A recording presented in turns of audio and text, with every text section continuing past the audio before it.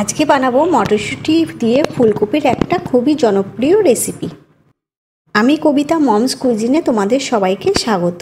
আর এই রান্নাটা করার জন্য সবার প্রথমে যেটা লাগবে সেটা ফুলকপি। এখানে প্রথমে আমি একটা মিডিয়াম সাইজের ফুলকপি এইভাবে কেটে নিয়েছি। খুব বেশি বড়ও করিনি, আবার একদম ছোটও করিনি। এগুলো ধুয়ে পরিষ্কার করে রেখেছি। এদিকে একটা মিক্সার জার নিয়ে নিয়েছি, তার মধ্যে একটা দিয়ে দিচ্ছি টমেটো মিডিয়াম সাইজের, দেব আদা কুচি আর দিচ্ছি লঙ্কা। ঝালটা তোমাদের টেস্ট অনুযায়ী দেবে। এবার এর মধ্যে অল্প একটু জল দিয়ে একটা মিহি পেস্ট তৈরি করে নেব। এখানে একটা কড়াইতে দিয়ে দিচ্ছি সর্ষের তেল। তেলটা গরম হয়ে গেছে। এবার এর মধ্যে দিয়ে দেব ফুলকপিগুলো। এই ফুলকপিগুলোকে কিন্তু আমি কোনো রকম ভাপিয়ে রাখিনি, কেটে ধুয়ে পরিষ্কার করে জল ঝরিয়ে রেখেছিলাম। সেই ফুলকপিগুলো এর মধ্যে দিয়ে দিচ্ছি। তোমরা চাইলে একটু ভাপ দিয়েও নিতে পারো। এবার এই ফুলকপিগুলোর কালারটা আরেকটু সুন্দর হওয়ার জন্য এর মধ্যে দিয়ে দিলাম হলুদ গুঁড়ো। ভালো করে মিশিয়ে নিতে হবে হলুদটাকে। হলুদটা দিয়ে ফুলকপি ভাজলে ফুলকপির কালারটাও খুব সুন্দর হবে, এই জন্যই হলুদটা দেয়া। এবার দেখো লাল করে ভেজে নিয়েছি, এর চাইতে আর বেশি ভাজবো না। এবার এগুলোকে তুলে নিতে হবে। ফুলকপি ভাজার সময় তেলটা একটু বেশি পরিমাণে দেবে। ফুলকপি যত ভালো ভাজা হবে তত খেতে ভালো লাগবে। এবার এই কড়াইতে আরও কিছুটা তেল দিয়ে দিচ্ছি।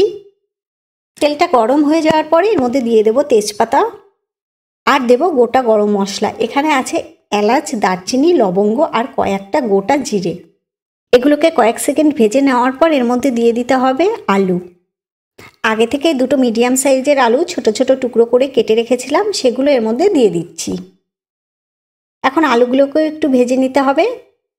ভাজার সময় একটু হলুদ গুঁড়ো দিয়ে দিচ্ছি, তাহলে কালারটা সুন্দর হবে। আলুগুলোকেও একটু লাল করে ভেজে নিতে হবে।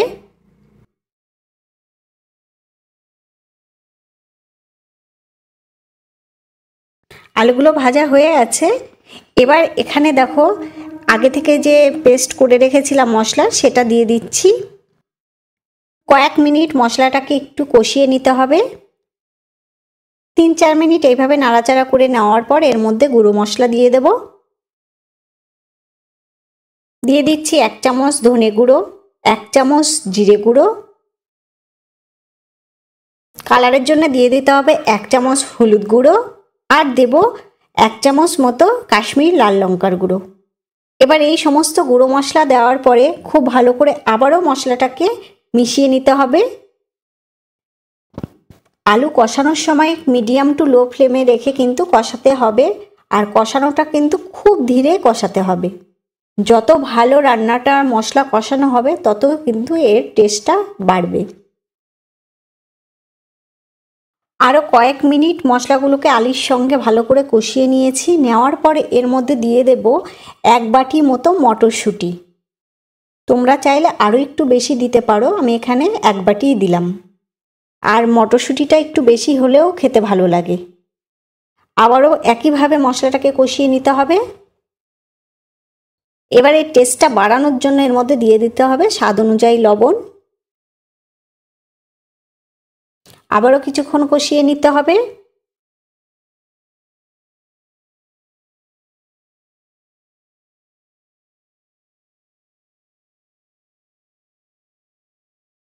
বেশ কিছুক্ষণ ধরে মশলাটাকে কষিয়ে নিয়েছি। এবার এর মধ্যে ভেজে রাখা ফুলকপিগুলো দিয়ে দিতে হবে। ফুলকপি দেওয়ার পরে আবারও ভালো করে মিশিয়ে নিতে হবে। এই রান্নাটা অনেকে অনেকভাবে করে থাকে, আমি একটু এইভাবে করার চেষ্টা করলাম। এটা সত্যি এতটাই খেতে ভালো হয়, তোমরা বাড়িতে বা না বানালে বুঝবে না যে কতটা সুন্দর হয় খেতে। আর এই রান্নাটা ভাত, রুটি, পরোটা সব কিছুর সঙ্গে খুবই অসাধারণ লাগে। আর প্রথমেই বলেছি মশলাটা যত ভালো কষানো হবে রান্নার টেস্টটা তত বেশি হবে।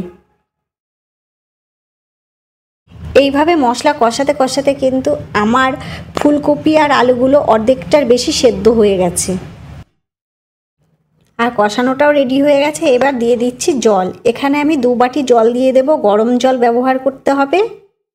2 বাটি দিলাম, যেহেতু আলু আর ফুলকপিগুলো অর্ধেকটা সেদ্ধ হয়ে গেছে, ওই জন্য দুবাটিয়ে দিলাম। আর এই রান্নাটায় বেশি ঝোল হয় না, মাখামাখাই হয় রান্নাটা। ভালো করে মিশিয়ে নিতে হবে। ঢাকা দিয়ে দিচ্ছি 5 থেকে 7 মিনিটের জন্য। 7 মিনিট পর ঢাকাটা খুলবো। এই দেখো যেটুকুনি জল দিয়েছি সেটাও শুকিয়ে গেছে প্রায়।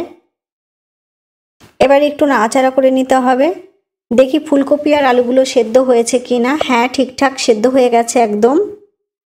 যেহেতু এটা নিরামিষ রান্না সেই জন্য একটু মিষ্টি দিয়ে দিতে হবে, তার জন্য আমি এখানে চিনি দিয়ে দিচ্ছি হাফ চামচেরও কম। ফুলকপিতে একটু মিষ্টি মিষ্টি ভালো লাগে। আর দিয়ে দেবো বড় চামচের 1 চামচ ঘি। নিরামিষ রান্নায় ঘি না দিলে তো হবেই না। আর দিচ্ছি সবশেষে গরম মশলার গুঁড়ো, এখানে হাফ চামচেরও কম দিয়ে দিচ্ছি গরম মশলার গুঁড়ো। এখন সব কিছু দেওয়ার পরে আবারও খুব ভালো করে এগুলোকে মিশিয়ে নিতে হবে। আর এই অবস্থাতেই আমি কিন্তু নামিয়ে নেব। আর যেটুকুনি ঝোল আছে ঠান্ডা হওয়ার পরে এটাও আরেকটু টেনে যাবে।